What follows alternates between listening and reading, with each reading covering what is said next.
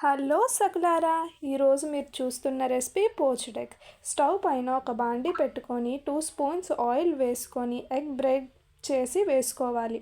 బాగా ఫ్రై చేయాలి both sides. ఇప్పుడు అదే బాండీలో కొద్దిగా ఆయిల్ వేసుకొని సన్నగా తరిగిన ఆనియన్స్, పచ్చిమిర్చి, అల్లం వెల్లుల్లి పేస్ట్, పసుపు వేసుకొని వేపుకోవాలి. కలర్ చేంజ్ అయిన తర్వాత టమాటోస్లో సాల్ట్ వేయాలి.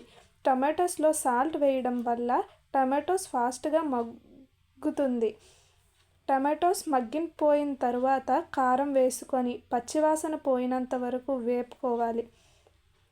తర్వాత కొద్దిగా వాటర్ వేసుకోవాలి. వాటర్ బాగా మరిగిన తర్వాత పోచ్డ్ ఎగ్స్ వేసుకొని ఒకసారి ట్విస్ట్ చేయాలి. తర్వాత మూత పెట్టాలి. అది దగ్గర అయిపోయిన తర్వాత స్టవ్ ఆపేసుకుంటే టేస్టీ అయిన పోచ్డ్ ఎగ్ కర్రీ రెడీ.